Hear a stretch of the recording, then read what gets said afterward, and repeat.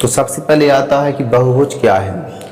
तो वह आकृति जो 3 या 3 से अधिक भुजाओं से घिरी होती है उसे कहा जाता है बहुभुज। फिर इसके बाद अगला आता है समबाहुभुज क्या है।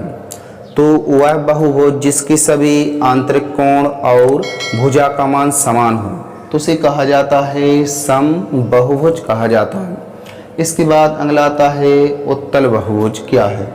तो वह बहुभुज जिसका जो आंतरिक कोण होता है तो जिसके सभी आंतरिक कोण का मान 180 अंश से कम हो तो उसे कहा जाता है उत्तल बहुभुज। फिर इसके बाद अगला आता है अवतल बहुभुज की। अवतल बहुभुज क्या है। तो वह बहुभुज जिसके जो आंतरिक कोण होते हैं यदि एक या एक से अधिक आंतरिक कोण का मान 180 अंश से अधिक हो तो उसे कहा जाता है अवतल बहुभुज कहते हैं। ठीक है दोस्तों, तो यह आपको कुछ सूत्र दिए गए हैं और इनके आधार पर हम बहुभुज से संबंधित क्वेश्चनों का अध्ययन करेंगे। ठीक है, यदि जो हमें बहुभुज दिया होगा यदि उसके अंतःकोण का हम योग ज्ञात करना है तो उसका सूत्र हो जाएगा ब्रैकेट के अंदर n-2, ठीक, ब्रैकेट बंद हो जाएगा इंटू 180 अंश हो जाएगा। ठीक, तो यहाँ से हम ज्ञात कर लेंगे अंतःकोण का योग। और यदि हमारे लिए प्रत्येक अंतःकोण की माप ज्ञात करना है तो इसी के बटे में n हो जाएगा तो हमारे लिए ज्ञात हो जाएगा अंतःकोण की जो माप रहेगी। ठीक है, यदि हमें प्रत्येक बाह्य कोण की माप ज्ञात करना है तो बाह्य कोण की माप बराबर हो जाएगा 360 अंश बटे हो जाएगा n। ठीक, और यदि हमारे लिए विकरणों की संख्या ज्ञात करनी है कि जो विकरण है तो विकरण की संख्या कितनी होगी। यदि विकर्ण की संख्या ज्ञात करनी है हो जाएगा n, ब्रैकेट में हो जाएगा n-3 हो जाएगा। ठीक, और यहाँ पर सबके बटे में हो जाएगा 2। तो इसके द्वारा हम ज्ञात करेंगे विकर्ण की संख्या।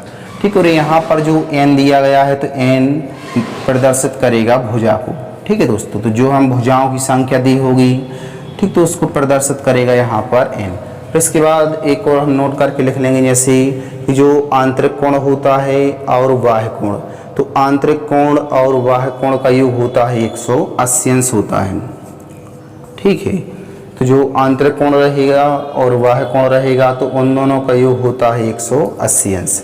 ठीक है दोस्तों, अब जैसे आता है कि बहुभुज कितने प्रकार के होते हैं।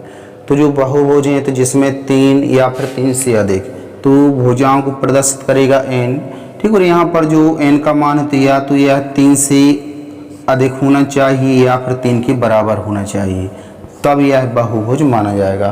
ठीक, तो यहाँ पर भुजा का मान 3 या फिर 3 से बड़ा या फिर 3 के बराबर होगा तो इसे कहेंगे हम बहुभुज। ठीक, तो जैसे आता है कि बहुभुज कितने प्रकार के होते हैं। तो जैसे त्रिभुज, चतुर्भुज, पंचभुज, षष्ठभुज, नवभुज, तो जितनी भुजाओं का मान बढ़ता जाएगा ठीक उतना ही हमारी बहुभुज का प्रकार प्राप्त होता जाएगा। जैसे मान लो आपको एक क्वेश्चन दिया गया है कि चतुर्भुज। ठीक, जैसे मान लो आपको एक चतुर्भुज दिया है और यदि कहा जाए कि चतुर्भुज के प्रत्येक अंतःकोण की माप भी ज्ञात कीजिए या फिर चतुर्भुज के अंतःकोणों का योग ज्ञात कीजिए या फिर उसका बाह्य कोण की माप क्या होगी या उसमें विकरणों की संख्या कितनी प्राप्त होगी।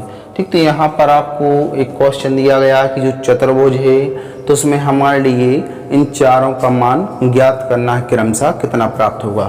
ठीक, तो यहाँ पर चतुर्भुज तो भुजा का मान रहेगा जो ठीक और भुजा को प्रदर्शित करेगा n। ठीक, और यह चतुर्भुज दिया तो भुजा का मान प्राप्त हो जाएगा 4। अब हमें इसके द्वारा ज्ञात करना है कि अंतःकोण का योग कितना प्राप्त होगा। ठीक, तो यहाँ पर n का मान 4 दिया है। ठीक, तो यहाँ पर n का मान 4 रखेंगे और 4 में से 2 माइनस करेंगे तो प्राप्त हो जाएगा 2। ठीक, और ब्रैकेट के बाहर गुणा है तो यहाँ पर गुणा हो जाएगा। ठीक, और हो जाएगा 180 अंश। ठीक, इन दोनों का हम गुणा करेंगे आपस में तो प्राप्त हो जाएगा 360 अंश प्राप्त हो जाएगा। तो चतुर्भुज के अंतःकोण का योग प्राप्त हो जाएगा 360 अंश। ठीक है, हमारा पहले का क्वेश्चन का आंसर हो गया। अब यदि इसी क्वेश्चन में कहा जाए कि जो प्रत्येक अंतःकोण है कि अंतःकोण की माप कितनी होगी। ठीक, तो यहाँ पर भी ये दिया है कि n-2 180 अंश दिया है तो इसको तो हमने सॉल्व किया तो मान प्राप्त हो गया 360 अंश। यदि हम इसी भुजा का भाग और कर देंगे तो यहाँ से प्राप्त हो जाएगा हमें अंतःकोण की माप प्राप्त हो जाएगी। ठीक, तो ये हमें चतुर्भुज दिया, तो यहाँ पर हम इसमें 4 का भाग और करेंगे तो 4 नाम हो जाएगा 36, तो अंतःकोण की माप का मान प्राप्त हो जाएगा 90 अंश। ठीक, तो ये हमारा दूसरे क्वेश्चन का आंसर हो जाएगा 90 अंश। अब यदि इसी क्वेश्चन में कहा जाए कि बाह्य कोण की माप कितनी होगी, जो चतुर्भुज दिया है, यदि इसी में कहा जाए कि बाह्य कोण की माप कितनी प्राप्त होगी। ठीक, तो या तो अभी हमने ऐसे नोट करके लिखा था कि अंतःकोण और बाह्य कोण का योग होता है 180 अंश होता है। ठीक है दोस्तों, तो अंत और बाह्य कोण का योग 180 अंश होता है। तो जैसे यहाँ पर हमें अंतःकोण की माप प्राप्त हुई है 90 अंश।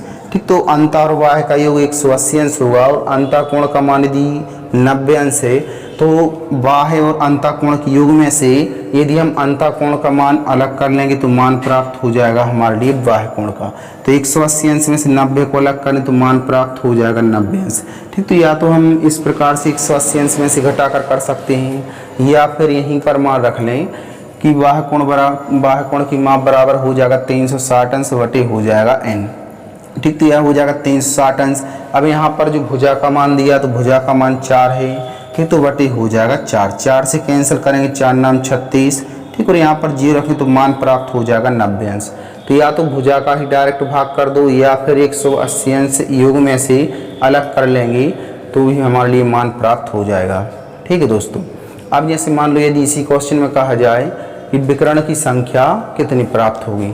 ठीक, तो यहाँ पर हमारी भुजा का मान 4 दिया गया है। ठीक, तो n का मान रखेंगे 4। ठीक, ब्रैकेट में हो जाएगा n माइनस 3, तो n का मान 4, 4 में से हम 3 को अलग करेंगे 1 प्राप्त होगा और बटे हो जाएगा 2। ठीक, अब 1 को ब्रैकेट के बाहर रखेंगे तो इनमें आपस में गुणा होगा तो हो जाएगा 4 एकम 4 बटे हो जाएगा 2। 2 से कैंसिल करेंगे तो विकर्ण की संख्या का मान प्राप्त हो जाएगा 2।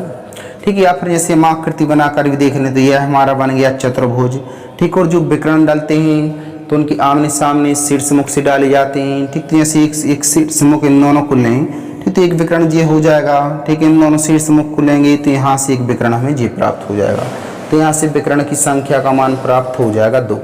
ठीक, और यहाँ से हमने इस प्रकार भी सूत्र में रखकर मान ज्ञात कर लिया। ठीक, और हमने आकृति में देखा तो इससे भी हमारा मान सिद्ध हो गया। ठीक है दोस्तों, ठीक है, आपको एक क्वेश्चन और उदाहरण के रूप में दिया गया है। ठीक है, यहाँ पर पंचभुज कि पंचभुज के अंतःकोण का योग कितना होगा। ठीक, और यहाँ पर प्रत्येक अंतःकोण की माप क्या होगी, या फिर प्रत्येक बाह्य कोण की माप, या फिर यहाँ से विकर्णों की संख्या पूछ लें। ठीक, तो यहाँ पर जो पंचभुज है तो पंचभुज में भुजाओं का मान हमारे लिए प्राप्त हो जाएगा 5। ठीक, तो यहाँ से भुजाओं का मान 5 प्राप्त हो गया। ठीक, अब यदि हमें अंतःकोण का योग ज्ञात करना है, ठीक, तो यहाँ पर हम मान रख लेंगे। ठीक, तो या तो यहाँ पर मान रखे भी आप ज्ञात कर सकते हो, और ये सूत्र में यदि मान नहीं रखना है तो आप इसके द्वारा भी डायरेक्ट ज्ञात कर सकते हैं। जैसे यहाँ पर भुजाओं का मान हमारे लिए 5 दिया है। ठीक, तो जो बाह्य कोण की माप ज्ञात करते तो बाह्य कोण की माप बराबर हो जाएगा 360 अंश बटे हो जाएगा n। तो आप यहाँ से भी ज्ञात कर सकते हैं। जैसे यहाँ से ज्ञात करेंगे तो यह हो जाएगा 360 अंश बटे हो जाएगा 5। ठीक, 5 का हम भाग करेंगे तो 5 7 हो जाएगा 35। 35 को अलग करेंगे बचेगा यहाँ पर 1। ठीक, 5 का हम और भाग कर लें 5 दूनी हो जाएगा 10। तो यहाँ से हमारे लिए बाह्य कोण की माप प्राप्त हो जाएगी 72 अंश। ठीक, तो यहाँ पर हमें बाह्य कोण की माप 72 अंश प्राप्त हो गई। अब हमें यहाँ से ज्ञात करना कि अंतःकोण की माप क्या होगी।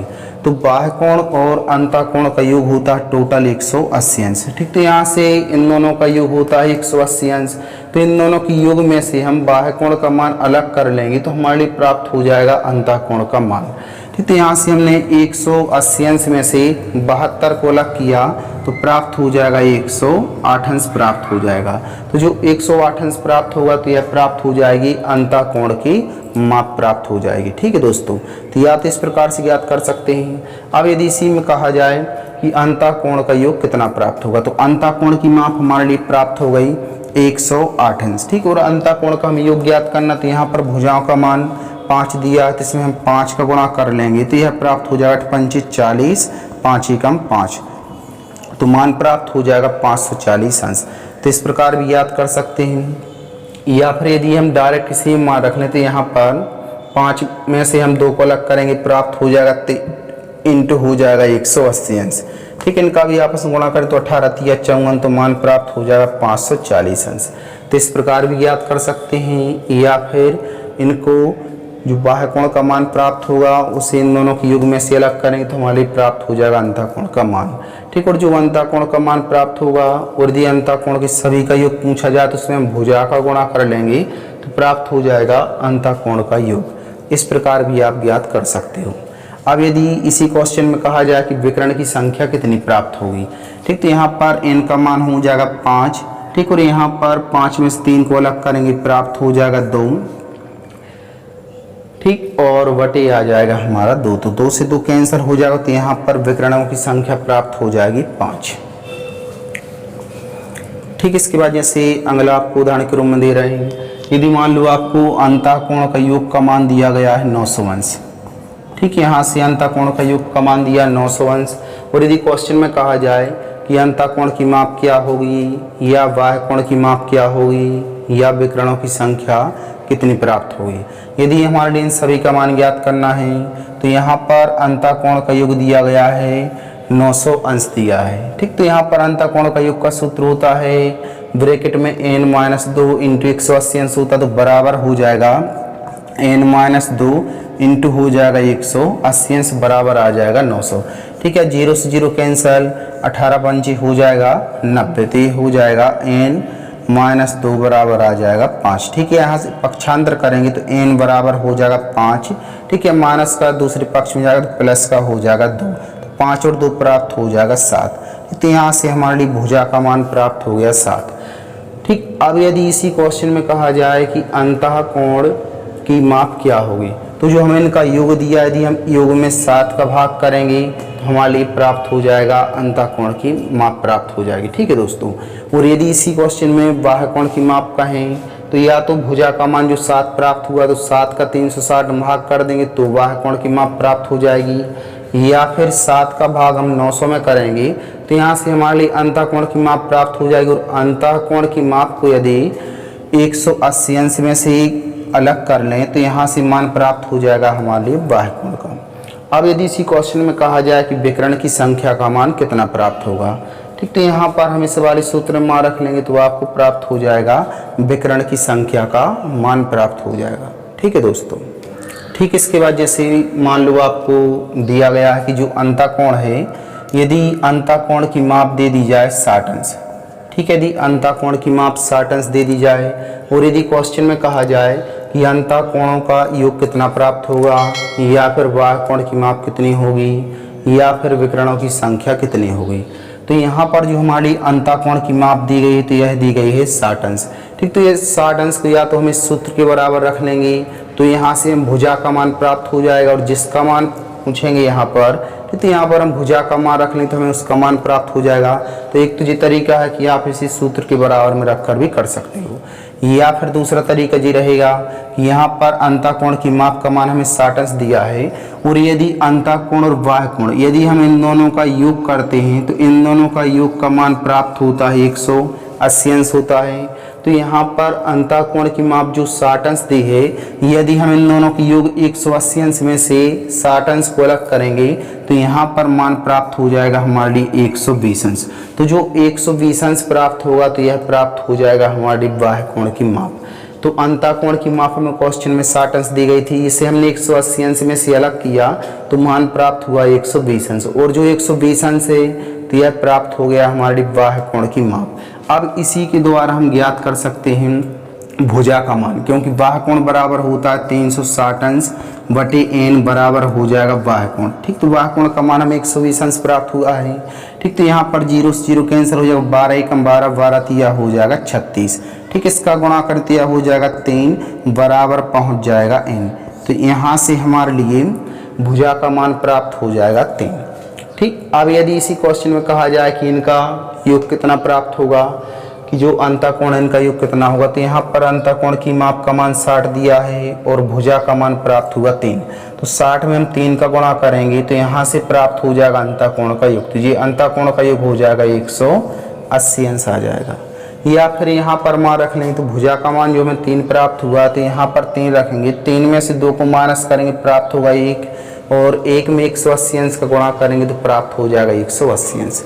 ठीक, तो आप चाहे इस रूप से कर लो या फिर यहाँ पर जो अंतःकोण की माप प्राप्त हुई है और जितनी भुजाएं होती हैं उनका इसमें गुणा कर लेंगे तो प्राप्त हो जाएगा अंतःकोण का योग। ठीक, इसके बाद जैसे मान लो आपको अगला उदाहरण के रूप में दिया गया कि जो बाह्य कोण है, मान लो बाह्य कोण की माप यदि आपको दी गई है 60 अंश। ठीक है, यदि बाह्य कोण की माप आपको 60 अंश दी गई है और यदि इसी क्वेश्चन में कहा जाए कि अंतःकोण का योग कितना होगा या प्रत्येक अंतःकोण की माप कितनी होगी या फिर विकर्ण की संख्या कितनी होगी।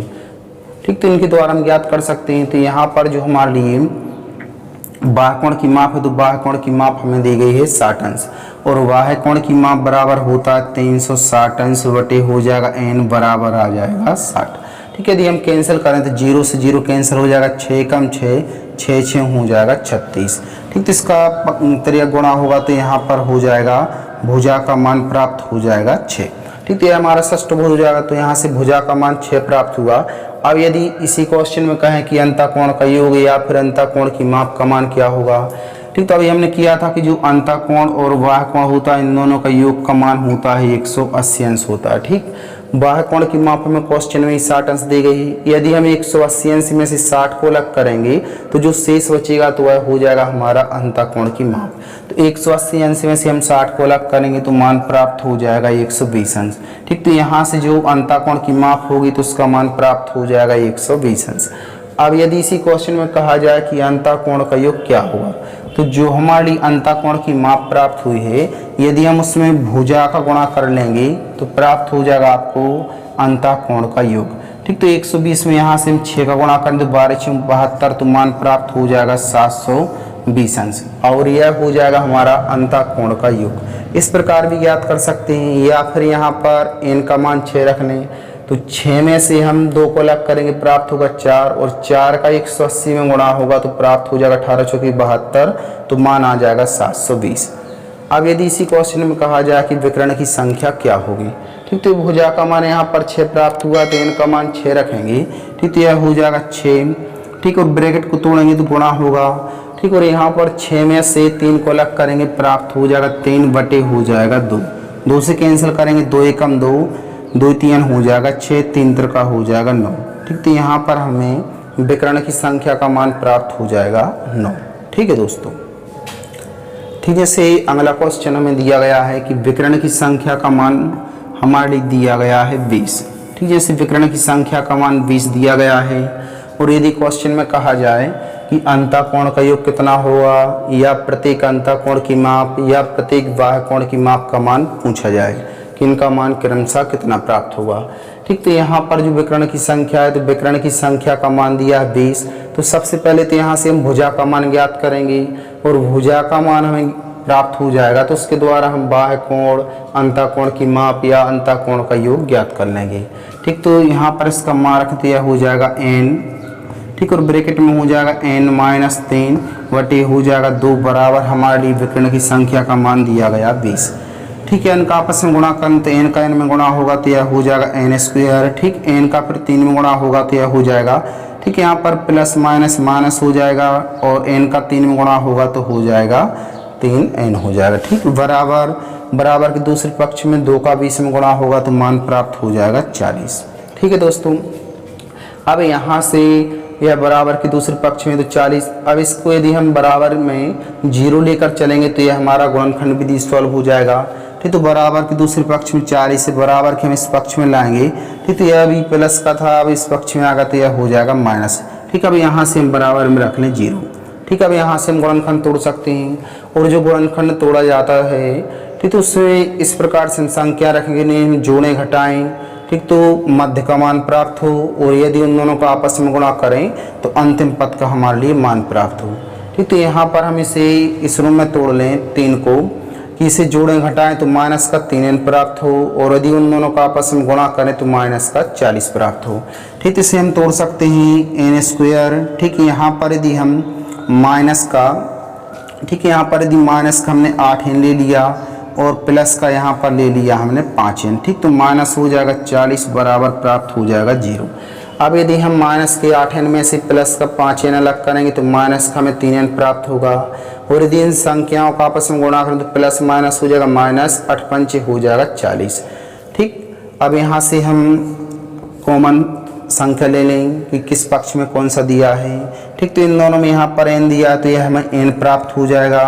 ठीक, और यहाँ पर ब्रैकेट में बचेगा हमारा n माइनस यहाँ पर रहेगा 8, और जो हमारा पहले पक्ष में बचता है मान वही पक्ष दूसरे में भी मान सेम रहता है। ठीक, तो ये दूसरे पक्ष में मान हमारा हो जाएगा n माइनस हो जाएगा 8। ठीक, अब यहाँ से हमने n माइनस 8 यहाँ पर रहेगा तो यहाँ से हमारा बाहर निकल जाएगा प्लस का 5। ठीक, तो यहाँ से प्लस 5 हो जाएगा हमारा बाहर। ठीक, अब यहाँ पर इनको रख ले मानते एक बार हो जाएगा हमारा n माइनस 8 बराबर, ठीक, यहाँ बराबर में 0 चल रहा है तो बराबर हो जाएगा 0। ठीक, या n बराबर हो जाएगा, पक्षांतर करेंगे तो n बराबर प्राप्त हो जाएगा 8। ठीक, तो यहाँ से भुजा का मान 8 हो जाएगा। या फिर एक बार हम इसको रख लें तो यह हो जाएगा हमारा n प्लस 5 बराबर 0। ठीक है, इसका पक्षांतर करें तो यह हो जाएगा n बराबर माइनस 5। ठीक, अब जो भुजा का मान होता तो यह माइनस में तो रहेगा नहीं। ठीक, तो हमारा भुजा का मान प्राप्त हो जाएगा 8। ठीक है दोस्तों, अब जो हमें भुजा का मान प्राप्त हुआ है, अब जिसका मान पूछेंगे यहाँ पर, ठीक, वहाँ पर हम भुजा का मान रख लेंगे तो इन सभी का मान हमें ज्ञात हो जाएगा। ठीक है, और पहले भी हम भुजा का मान रख के कर चुके हैं। तो इस प्रकार से आप बहुभुज के सभी क्वेश्चनों को कर सकते हैं।